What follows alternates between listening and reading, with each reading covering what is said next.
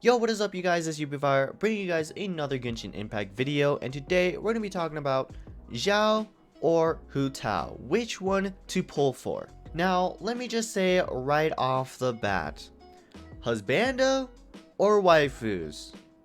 Yes, you already know, we gotta go for the waifus. So, let me just say, Hutao is a character to pull for, okay?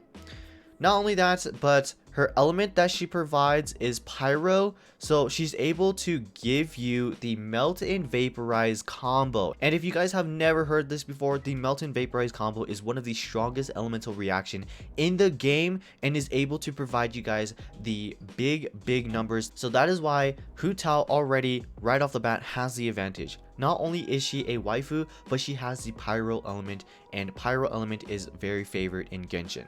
And on the left side, we got the edgelord himself, Kirito, SAO, voice actor on this dude, trying to be different from the rest of society, being a wind character. So you can already see that Hutao has the advantage. Now taking a look at their stat progression, this is what they're going to take. So you can go ahead and start preparing for them for Hutao or Xiao. Now you don't have to be like, oh, I need to get the materials now, I have to get this, get that. You don't have to rush because it is still going to take a couple of weeks before Hutao is actually released.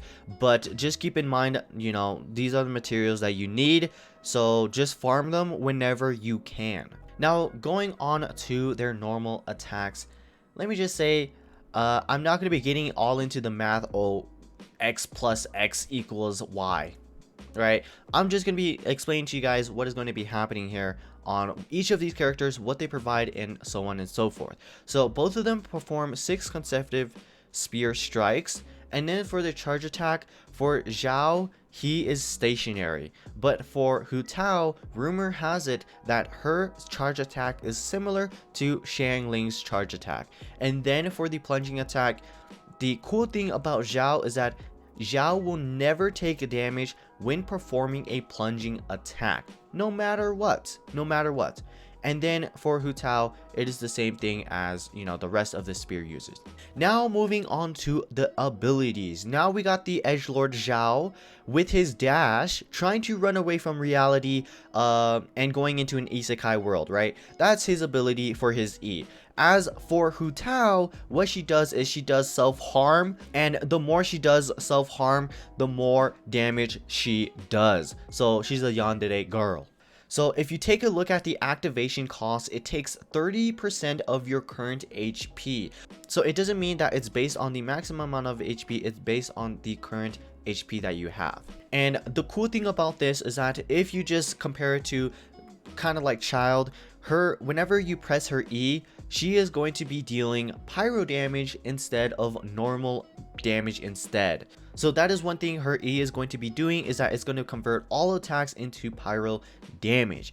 But while you have this ability on, then you are going to get a blood blossom effect whenever you do a charge attack. So what basically this does is that when you press this and you do a charge attack on the enemies, they are going to have a blood blossom effect.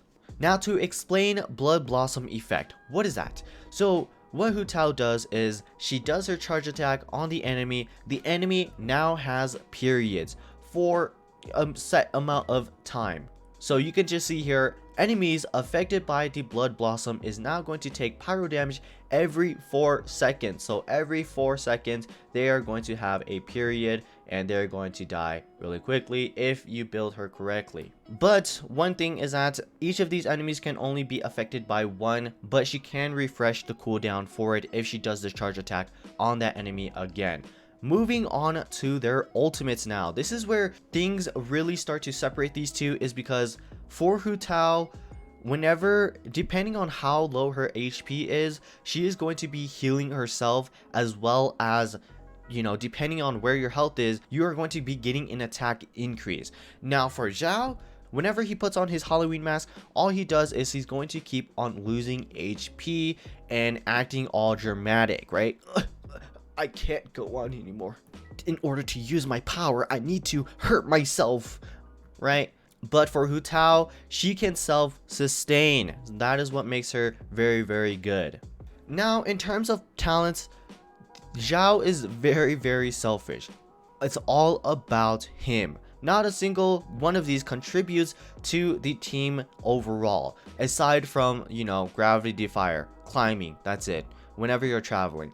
So Xiao is all me, I'm the main character. You guys should all be helping me instead.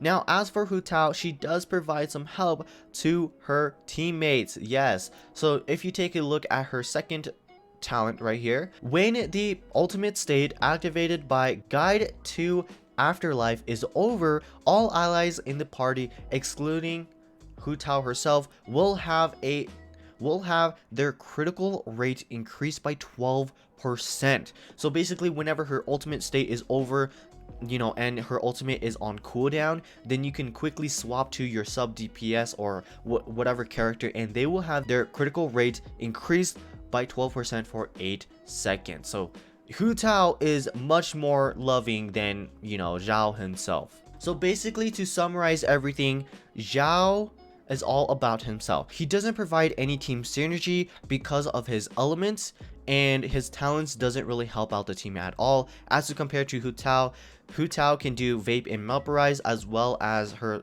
talent, she brings 12% to the team, increase their critical rate. Second of all, Hutao is a waifu. And third of all, Xiao needs to be babysit. As for Hutao, she can self-sustain. She does hurt herself in the process of doing damage, but with her ultimate, she is able to just heal herself back up and make her stay alive in the field. As for Xiao, if you don't have a Zhongli shield or, you know, a healer on your team, then Xiao is not going to be, you know, in the long run, not really good. But don't get me wrong.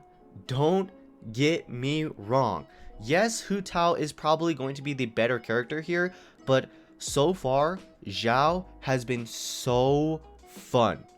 One of the funnest characters I have played ever in Genshin Impact. He is so fun to the point where I actually wanted to pull for his Constellation 1, and I pulled for his Constellation 1, wasting more Primal Gems than I should have. So Xiao is an overall fun character, and I'm also not saying that he can't deal damage. He can deal damage. He's just not going to be able to pull off those big numbers, for example, like 100k or, you know, 200k without some whale equipment. As to compare to Hutao, if you have some average gear on her with the Melt and Vaporize, it's going to be able to provide like the big numbers, the one shots that, you know, you see in videos. And if you guys didn't know, for example, Ganyu, the character before Xiao, is a lot more better than Xiao himself, because Ganyu can provide support, she can also be a sub DPS, she can also be a main DPS, she can be all of those roles as well as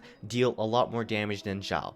So Xiao is a character if you are an isekai loving trash like me and want to run away from reality just like Xiao himself, then you should probably pull him because he is so goddamn fun.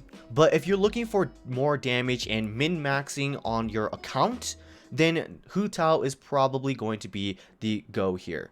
Anyways guys, enough of me ranting. I'll be leaving both of these links down in the description below so you guys can go and check it out yourself, compare the two, whether you want to pull for Xiao or Hutao. But these are honestly my opinions. Now let me just get my ass out of here before all of these Xiao riders, supporters are gonna be like, Xiao all the way, yeah, bash on me. So please leave a like, comment, subscribe, and I'll see you guys in the next video. Peace.